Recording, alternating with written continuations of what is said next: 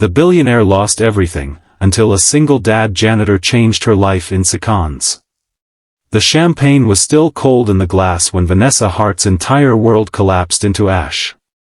One moment she was the woman on the cover of Forbes, the queen of a real estate empire built from nothing but her own relentless will, and the next moment her phone would not stop ringing. Accounts frozen. Assets seized. A partner she had trusted for 15 years had vanished overseas with everything that mattered, leaving behind nothing but debt, lawsuits, and her name attached to a scandal she never created. By the time the sun rose the next morning, Vanessa Hart was no longer a billionaire. She was a woman standing in an empty penthouse with nothing but a suitcase and a silence so loud it felt like screaming. If you believe in second chances, in kindness that shows up when you least expect it, hit that like button right now, drop a comment telling us where you're watching from, share this video with someone who needs a little hope today, and subscribe to Kindness Corner so you never miss a story like this one. Vanessa had built her company from the ground floor, literally, starting as a temp receptionist answering phones for a real estate firm at 19 years old. She clawed her way up through sheer intelligence and sleepless nights until her name became synonymous with success. She remembered the early years vividly, the nights she spent studying zoning laws and market trends after everyone else had gone home, the small victories that nobody clapped for, the first deal she closed that made her cry alone in a parking lot because no one else understood what it meant to her. Every floor of her empire had a memory stitched into it, every skyscraper a piece of her own story. But success like that comes with a cost, and the cost was trust. She trusted the wrong man with the keys to her company, a partner named Richard Voss who had smiled at every meeting, who had sat across from her at countless dinners nodding along to her plans, all while quietly siphoning funds into accounts she would never trace in time. The lawyers told her it could take years to untangle the fraud, that the paperwork alone would bury her, that the very signatures she had once been proud of now made her legally responsible for debts she never created. The banks told her nothing was hers anymore, not even the building she once called headquarters, the one with her name etched into brushed steel by the entrance. Reporters camped outside what used to be her home, snapping photos of her carrying a single suitcase down the marble steps, no assistant, no driver, no one. She ended up in a modest studio apartment on the edge of the city, the kind of place she used to drive past without a second glance, the kind of building she had once joked about with colleagues over expensive wine. The heater rattled through the night like it was fighting for its own survival. The pipes groaned every time someone upstairs ran their shower. And every single night she lay awake staring at the water-stained ceiling, wondering how a woman who once negotiated billion-dollar deals could not figure out how to pay for groceries without breaking into tears in the checkout line.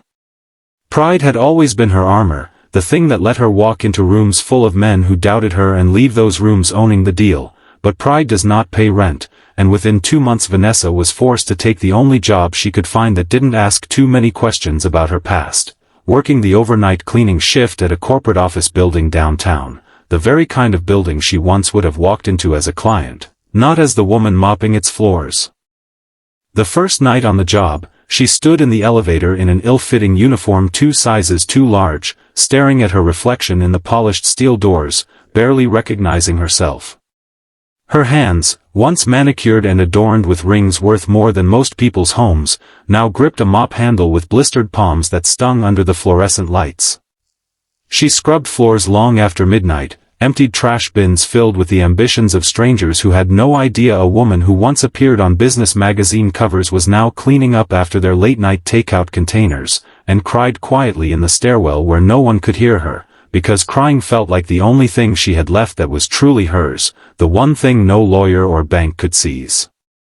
She thought about quitting almost every night that first week.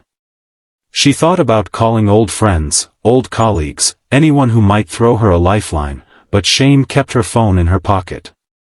How could she explain this to people who once asked her for advice on their own careers? How could she tell them that the woman who once gave keynote speeches on resilience now could not muster the resilience to make it through a single overnight shift without breaking down in a stairwell that smelled like bleach and old carpet? It was on her 3rd week that she met him. His name was Daniel Reyes, a soft-spoken man in his late 30s who had worked the night shift at that building for almost 6 years. He had kind eyes, tired but kind, the eyes of a man who had been through his own storms and come out the other side still choosing gentleness instead of bitterness. Daniel was raising his 8-year-old daughter, Mia, entirely on his own after his wife passed away from an illness 3 years earlier, an illness that had drained what little savings they had and left him starting over from nothing while grieving and parenting all at once. He worked nights so he could be home in the mornings to walk Mia to school, packing her lunch with shaking, exhausted hands before catching only a few hours of sleep, and he worked with a quiet dignity that Vanessa had never noticed in anyone before, not in boardrooms, not in luxury hotels, not anywhere in the world she used to live in. Vanessa was struggling to figure out the industrial floor buffer machine one night, exhausted and frustrated, tears threatening to spill over from sheer humiliation as the machine jerked out of her grip for the 3rd time, when Daniel walked over without a word of judgment and simply said, "Can I take a look?" He fixed the machine in under a minute, showed her the trick to the belt alignment with patient, unhurried hands, and then, instead of walking away like most people would have, he asked if she had eaten dinner. She hadn't. She hadn't eaten anything since a stale granola bar at noon. He handed her half of his sandwich wrapped in foil, the only food he had brought for his own overnight shift, and told her that everyone struggles sometimes, and that struggling did not make her any less worthy of kindness. That small act, a stranger sharing his food without knowing anything about who she used to be, cracked something open in Vanessa that months of lawyers and headlines never could. For the first time since her fall from grace, someone treated her not as a cautionary tale or a scandal, but simply as a human being who was tired and hungry and needed a moment of grace.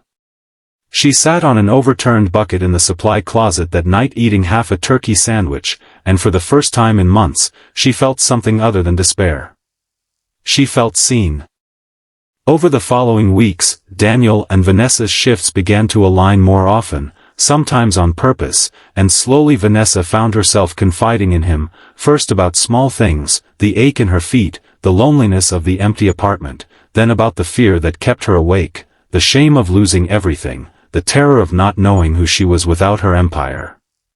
She had spent her whole adult life being defined by her success, and now that it was gone, she did not know what remained underneath. Daniel never once made her feel small for what she had lost. Instead, he told her about resilience the way only someone who had truly lived it could, about the nights he sat by his wife's hospital bed holding her hand as machines beeped around them, about how he had to learn to make dinner for a grieving little girl while grieving himself, about how success was never about how much you had, but about who stood beside you when you had nothing. He spoke without self-pity, simply as a man describing the terrain he had crossed, and Vanessa found herself hanging on to every word like a lifeline she did not know she needed. He introduced her to Mia one evening after school let out early and the babysitter had a family emergency, and something about the little girl's unguarded laughter, the way she offered Vanessa half of her cookie without hesitation, without knowing or caring who Vanessa used to be, reminded Vanessa of a version of herself she thought she had lost forever, someone soft, someone capable of receiving love without needing to control everything around her. Mia asked her simple questions, whether she liked cats, whether she knew how to braid hair, and Vanessa found herself laughing, really laughing, for the first time in what felt like years. It was Daniel who encouraged Vanessa to stop hiding from her failure and start rebuilding from the truth of who she really was. Late one night, sitting on the loading dock behind the building sharing a thermos of coffee, he told her that the biggest mistake people make after losing everything is believing the loss defines them, when really it is only ever a chapter, not the whole story. He helped her see that the empire she lost was never truly her worth, that her real value had always been her mind, her resilience, and her ability to see opportunity where others saw ruin. With his quiet encouragement, Vanessa began consulting late at night for small local businesses that could not afford big firms, a bakery struggling to make rent, a single mother trying to keep her hair salon afloat, using the skills she had spent decades sharpening, this time not for herself, but to genuinely help people rebuild, the same way Daniel had helped her rebuild without asking for anything in return. Word spread slowly about the woman who used to run a billion-dollar company now helping single mothers and struggling shop owners save their businesses for almost nothing in return.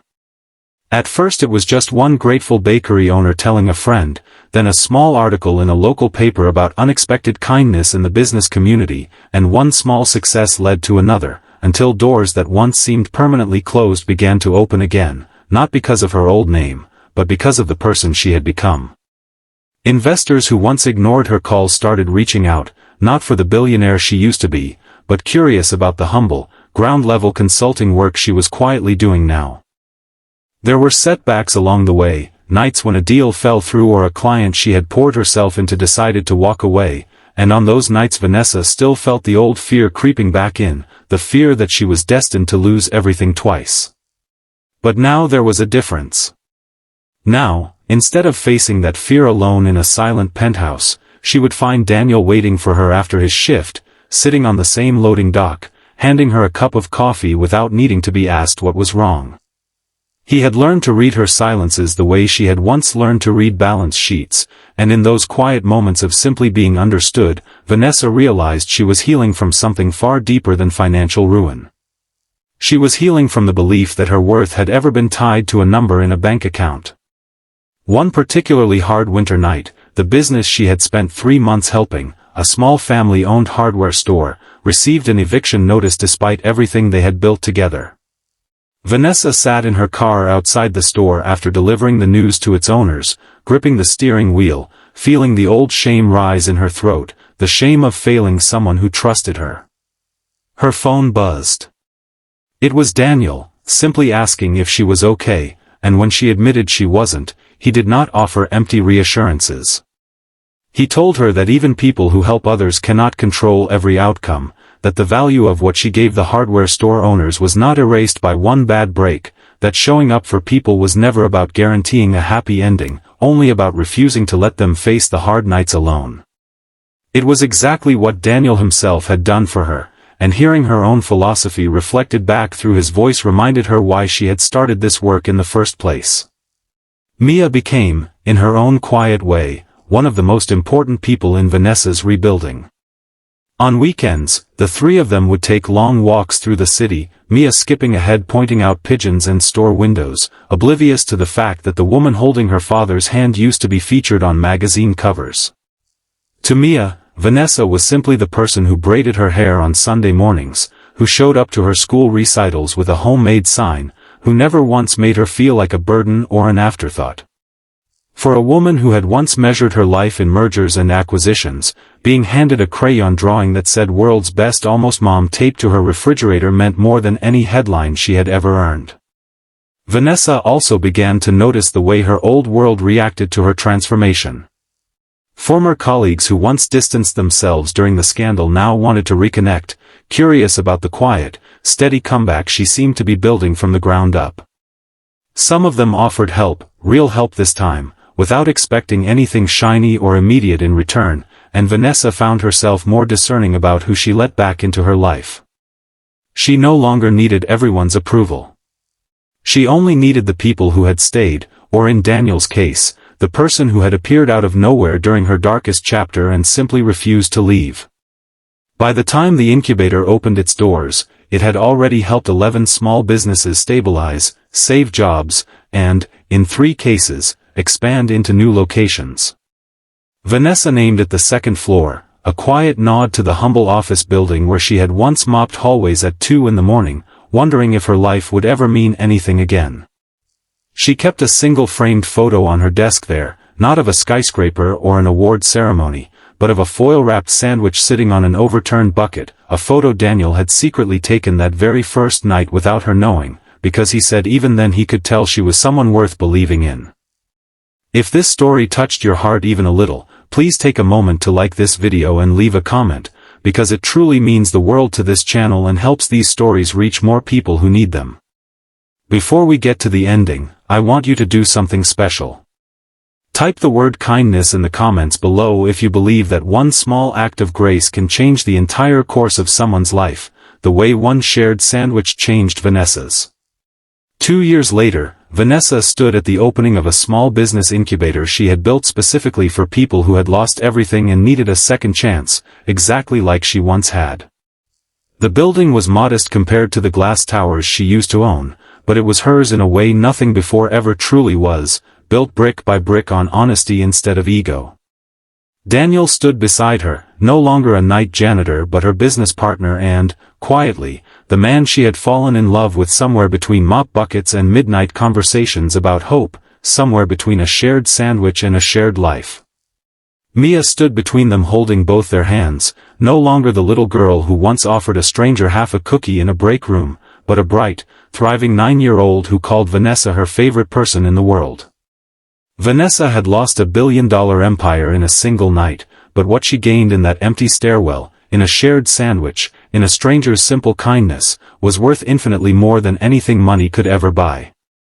She often thought back to that first night with the floor buffer, to the man who simply asked, "Can I take a look?" And she understood now that sometimes the people who seem to have the least to offer are the ones who end up giving you everything.